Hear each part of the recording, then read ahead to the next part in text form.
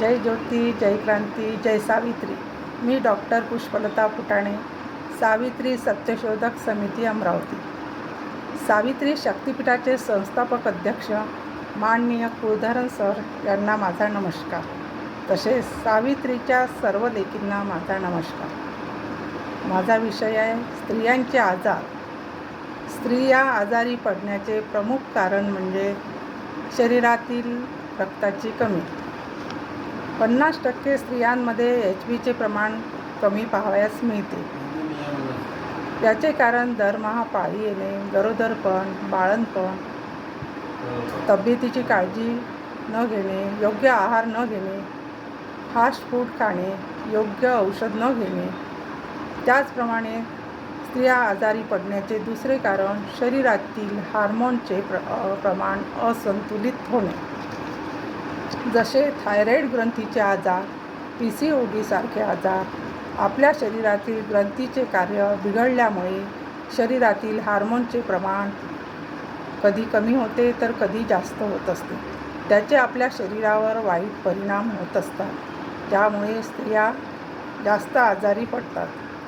त्यानंतर स्त्रियांचे आजारी पडण्याचे तिसरे कारण म्हणजे महिला आपल्या तब्येतीकडे दुर्लक्ष करत असतात.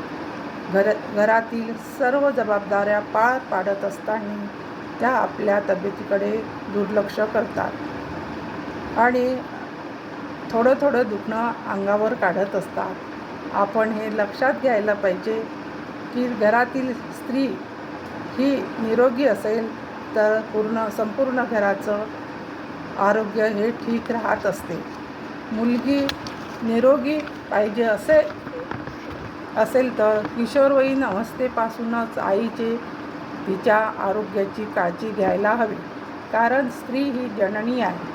सुदृढ संतती व्हायची असेल तर आईचे आरोग्य चांगले असायला हवे. स्त्रियांचे आजाराचे चौथे कारण म्हणजे मानसिक ताण, तणाव, दडपण, काळजी, चिंता.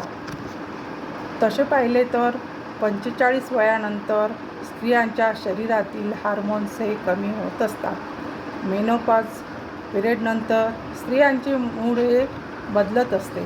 त्या चिडचिड्या होत असतात. त्यांना राग लवकर येत असते. त्यावेळी घरातील सर्वांनी तिला समजून घेतले पाहिजे. तसे पाहिले तर स्त्रियांना पुरुषांच्या तुलनेत हार्ट अटॅक कमी येतात. त्याचे कारण असे की स्त्रियांच्या शरीरात इस्ट्रोजन नावाचं हार्मोन असते आणि ते हार्मोन्स कॅन्सरच्या पेशीला प्रतिकार करत असतात. स्त्रियांना निरोगी राहायचे असेल तर त्यांनी प्राणायाम, योगा केला पाहिजे.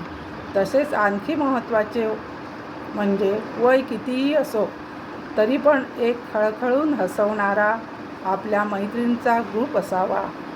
24 तासातून 1 तास स्वतःसाठी काढावा. त्यात वॉकिंगला जाणे, मैत्रिणींशी गप्पा गोष्टी करणे, खळखळून असणे. तसे बघितले तर स्त्रियांमध्ये गर्भाशयाच्या कॅन्सरचे प्रमाण वाढले आहे.